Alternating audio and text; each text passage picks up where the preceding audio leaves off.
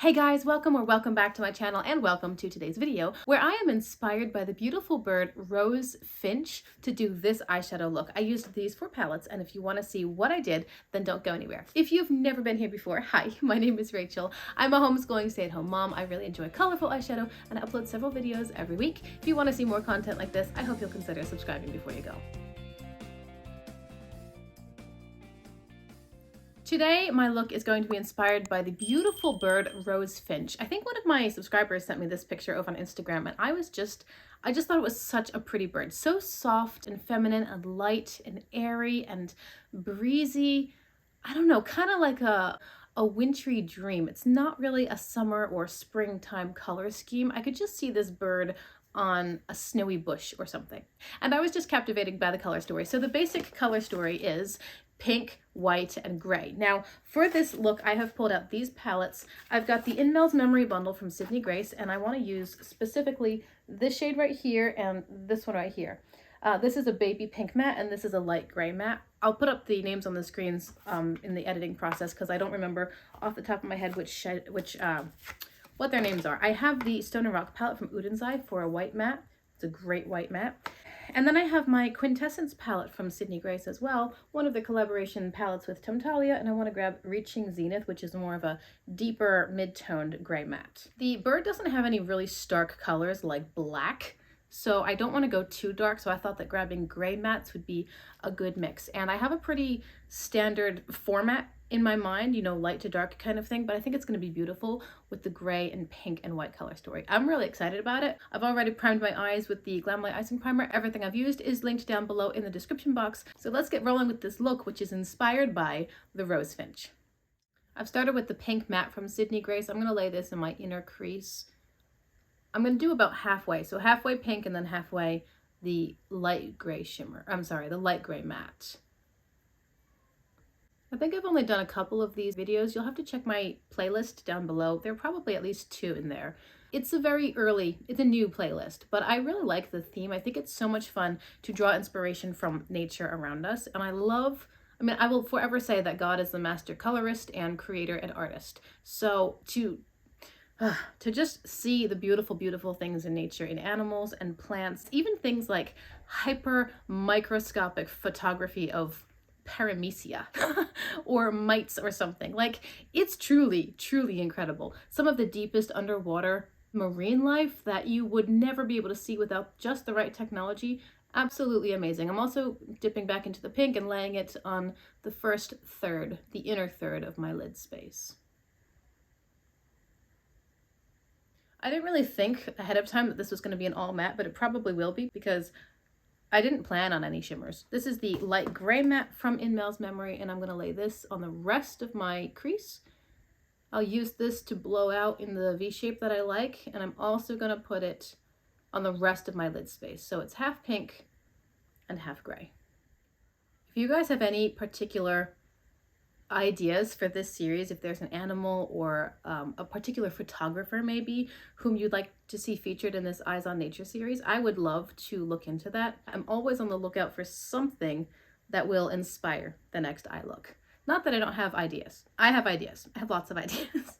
I have so many ideas that I've run out of space in my phone and I need to write them down on paper or delete them and just hope that I remember them later, or simply dive into one of my other many ideas. It's not a problem. But if there's something in particular that you think would be a really fun feature, I'd love to hear about it. Now I want to deepen my outer area, so I'm taking Reaching Zenith with a much smaller and denser blending brush. I'm going to use this in the pretty standard triangle shape of the outer corner. Make sure I put it on my lid space.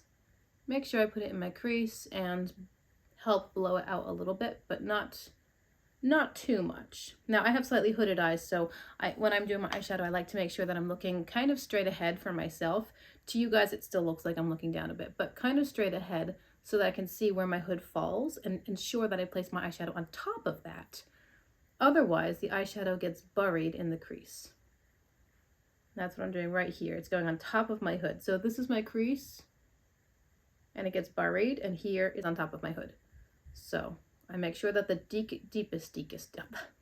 darkest and deepest at the same time. I make sure that the deepest shade goes on top of the hood right here. And then I go back into my blending brush and gently soften it.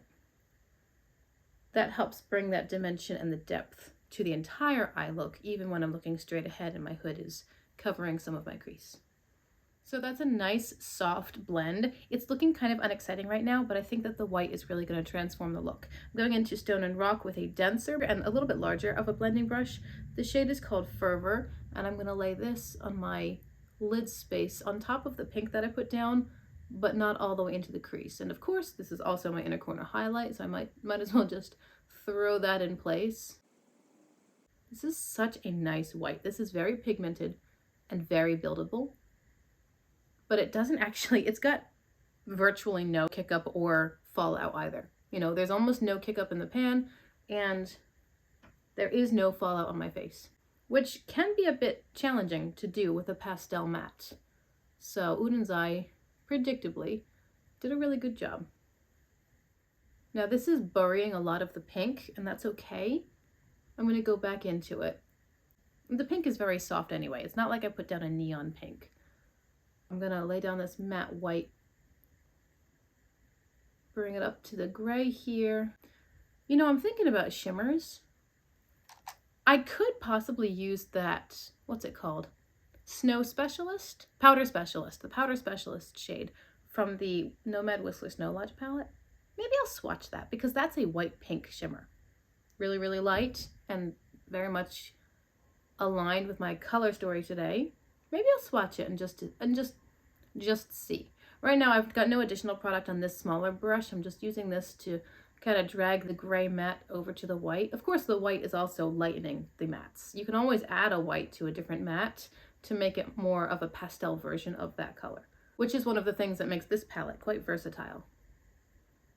I picked up more of the light pink from In Mel's Memory, and I'm going on top of what is peeking above the white. Oh, I know what I'll do. I'll keep this kind of angle going, but the upper half of this will be pink and the lower half of the lid will be more white. I think that's better because it also is more reminiscent of the bird itself. The Rosefinch doesn't have a lot of very stark lines. There's just a lot of fading and gentle movement from one color into the next.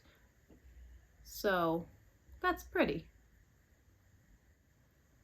Let me go get Whistler Snow Lodge, and I'm also going to do probably these same colors on my lower lash line, and I'll be right back. All right, so we're in Whistler now. The shadow here is called Powder Specialist. It is a white pink shimmer. What do you think? It definitely fits the brief. I don't know. Do I want to put shimmer on my lid? It certainly works. Can you guys see that? I hope you can see that. Was that a helpful swatch at all? I don't know.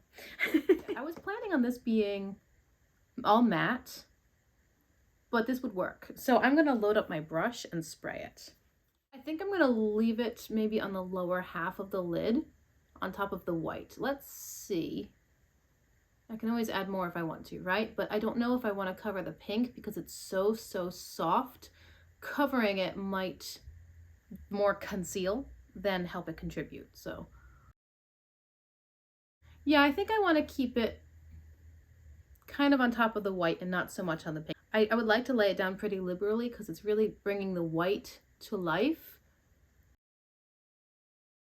And I'm thinking that I might take my cake liner palette and see if I could do a pink wing or detail of some kind.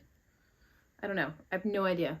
I know I should not do black. Black would be so pretty as a contrast point against these more pastel tones, but there's no black on the bird. It's either white or a dark gray. That's the range of depth in the bird. Maybe his eye is black. I don't know. Black would be pretty, but I think it might be a little bit too stark for my prompt. So just playing with Powder Specialist here because it's so lovely. I think it's subtle because it's laying down on top of white.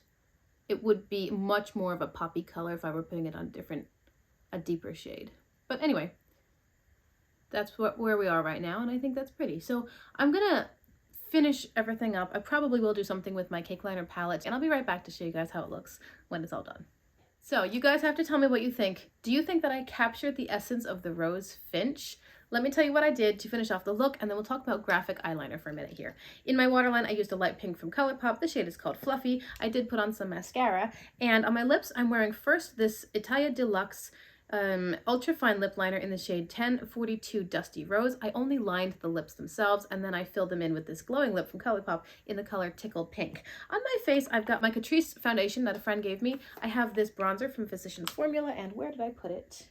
I can't find my blush. This is the second time I'm recording my outro because my camera cut out on me. The blush is number 01 from Milani in the shade Dolce Pink. And then I have a little bit of highlighter from the Frosé palette from BH Cosmetics. Now, as far as the eyeliner, I used, again, my graphic liner Split It palette from Artitude Cosmetics. This palette is so easy to use, and it's so much fun. Literally one drop of water, any ultra fine paintbrush from the craft store, and you can just do whatever you want to do. It's so easy, it's so much fun. It dries very, very quickly as long as you don't put too much water. I mean, it's already dry and I just used a couple drops. I thought that I would use a pink liner, but then when I actually got into the palette, I remember that there is no baby pastel pink, so I actually used silver. What I did was I used this to do an outer wing.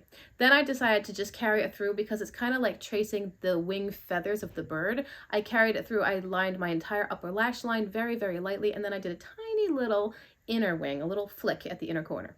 And then I thought, well, because I'm just having so much fun, why don't I embellish this a tiny bit more and create little wing feathers? So at both the inner and the outer areas, I did 2 extra little lines as though they were like, again, the feathers of the wing of the bird. I wanted it to be thin lines, and in the outer corner, I had to be careful not to have the line coming down. So I'm gonna hope that my close-ups will show you guys those little details. They're very, very subtle. I never bought this palette expecting to do wild, crazy graphic liner looks. Really, my goal with this was to have the option as a little embellishment, just a little extra to add to the eye looks, or to give me all these different colors that I could do for winged eyeliner without having to go out and buy a bunch of specifically colored eyeliners, because they dry out. This is much longer lasting. This was an investment for me, I said that before, and I'm very, very, very, very pleased with it. 5-star reviews, 10 out of 10, really enjoying it. I hope you've liked this eye look. Again, tell me what you think in the comments. Do you think that I captured the essence of the Rosefinch? I think I did. I really like the look. I think it's soft and quiet, kind of desaturated, and really, really pretty. I would love to hear your thoughts. Thank you so much for being here, for giving me your time, for clicking on my video. You know I appreciate you guys. If you haven't subscribed before, I hope that you'll consider doing so before you leave. If you want to see more content like this, do remember to check the description box, because I do have the Eyes on Nature playlist along with lots of other things linked down there. I have other things lined up in the wings as well. Pun. Haha. And I will see you guys in my next video. Bye!